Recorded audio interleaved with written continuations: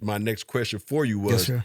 do you have a Kobe moment I do. that we could talk about? Because everybody that we've had on the show, T, Mhm. we always ask them about KB because we always want to give props Mhm. to an icon, a Yes, sir. legend, who we lost way too soon. Yep. Yeah. Way too soon. And so our show is always predicated on making sure that everybody that comes on, if you got a Kobe story, we want to hear it so the fans can hear it. Before you answer that, we have a new partner.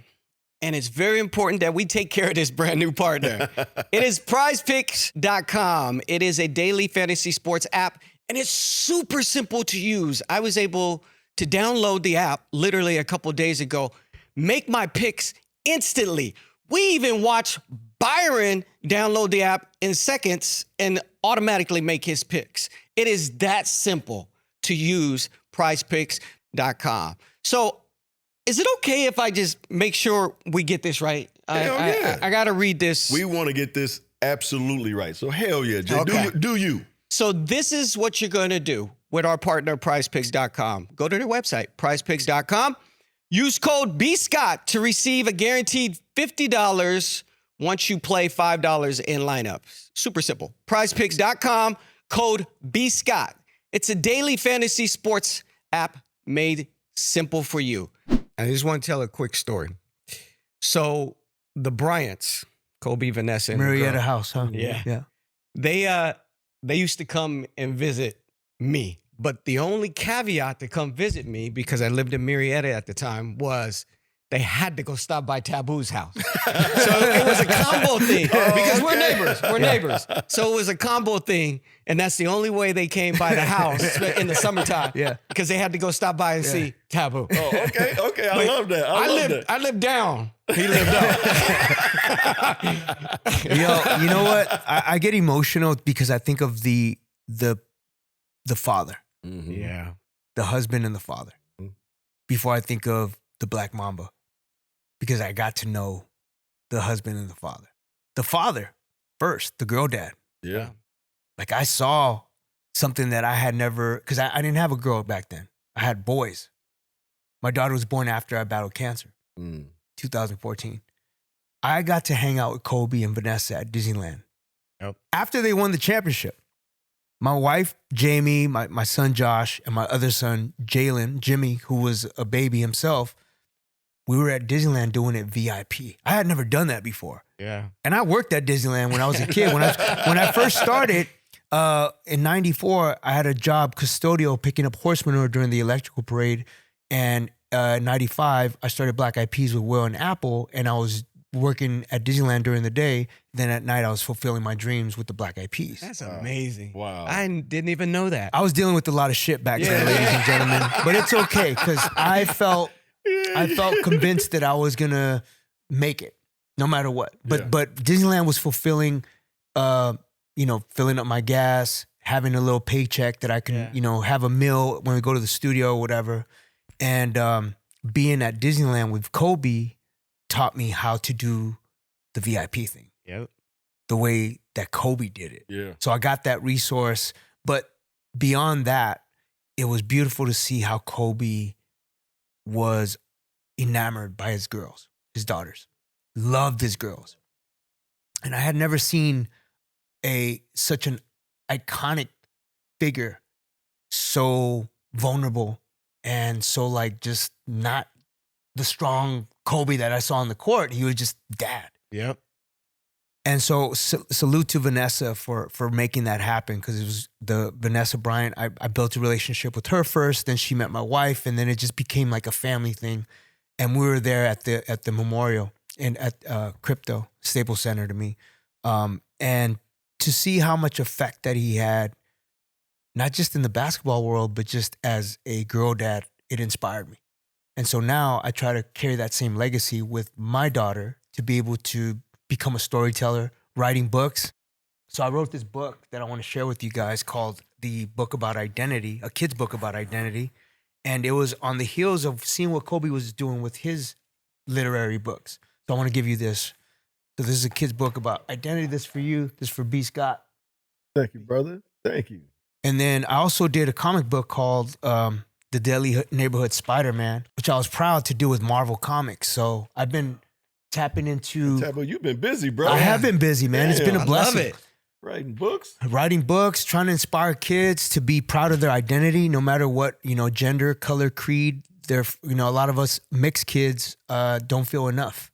And so Kobe, having a mixed family, he taught me a lot about pride and how you mix cultures and bring this beautiful identity that is family. And so I wanted to write a kid's book that would inspire kids that are just like us. That's beautiful, dog. Yeah, that is man. beautiful. That's dog. amazing. That's beautiful. Yes, sir. And we all up here and everybody in here understands how much KB affected us. Yeah. He's left an unbelievable impression on all of us. I got a picture in my office, T, that I see every day of me and him. You know what I'm saying? I mean, you were the mentor, man. Like you took him under your wing, 2-guard. Like that's you know what? As much as people think I taught him, he taught me just as much. Yeah. Even as a young kid, and then being able to come back here and coach him the last 2 years. I tell people this all the time. The last 2 years of my coaching career with Kobe and the Lakers, we didn't do well as a team, but it was the most fun I've had as a coach because of our connection. Yeah. And we talked almost every day. You know what I'm saying? Yeah. So seeing him in that element, because I saw him with Gigi on the court. Yeah, exactly. He would bring her to practice. Yeah. And she would go on the court, and he was like, Coach, she is a beast. Mm-hmm. She has my mentality. Yeah. And I was like, wait a minute, she got your mentality? Whoa. And so the name Vanessa, Mamacita. Yeah. Big shout out to Vanessa because Vanessa Big is shout unbelievable. Out to. Yep. And Natalia. Love her. Natalia. Love the family. Love the girl. First of all, Natalia is just beautiful now. It's just the whole family. Yes, but, sir. Vanessa is I think for most women, when you look at somebody who's strong and gets it and understands how valuable she is to the family. Yeah.